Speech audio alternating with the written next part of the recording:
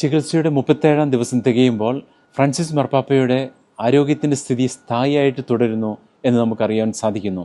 ഇപ്പോൾ കിട്ടുന്ന പുതിയ വിവരം അനുസരിച്ച് ചലന ശ്വസന പ്രവർത്തനങ്ങളിൽ ഗണ്യമായ പുരോഗതി വന്നിട്ടുണ്ട് എന്നാണ് നമുക്കറിയാനായിട്ട് സാധിക്കുന്നത്.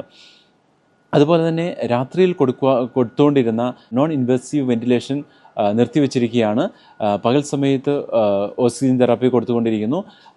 ഓക്സിജൻ്റെ അളവ് ഗണ്യമായ രീതിയിൽ കുറച്ചുകൊണ്ട് വന്നിട്ടുണ്ട്. പരിശുദ്ധപിതാവിന് ഇപ്പോൾ സ്വന്തമായി തന്നെ ശ്വസിക്കുവാൻ സാധിക്കുന്നുണ്ട് എന്നുള്ളത് വലിയ പ്രതീക്ഷ നൽകുന്ന ഒരു വാർത്ത തന്നെയാണ്. ദിവസം മൊത്തമായിട്ട് പരിശുദ്ധപിതാവ് ഫിസിയോതെറാപ്പിയിലും മറ്റ് മെഡിക്കേഷനിലും പ്രാർത്ഥനയിലും ചില ജോലികളിലുമൊക്കെ ആയിട്ട് തൻ്റെ ദിവസം തിരഞ്ഞെടുത്തു, തൻ്റെ ദിവസം ചെലവഴിച്ചു. പ്രത്യേകിച്ച് പരിശുദ്ധ പിതാവിനെ കാണുവാൻ വേണ്ടി വിസിറ്റേഴ്സ് ഒന്നും തന്നെ ഉണ്ടായിരുന്നില്ല.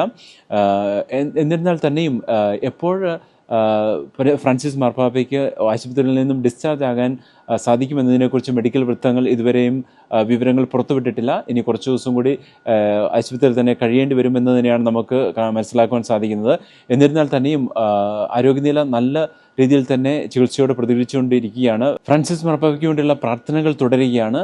പതിവ് പോലെ വത്തിക്കാൻ സ്ക്വയറിൽ ഇന്നലെ നടന്ന ജപമാല പ്രാർത്ഥനയ്ക്ക് നേതൃത്വം കൊടുത്തത് ഉർബാനിയം യൂണിവേഴ്സിറ്റിയുടെ റെക്ടറായ ഡോൺ അർമാന്തോ ന്യൂഞ്ഞസ് ആണ്.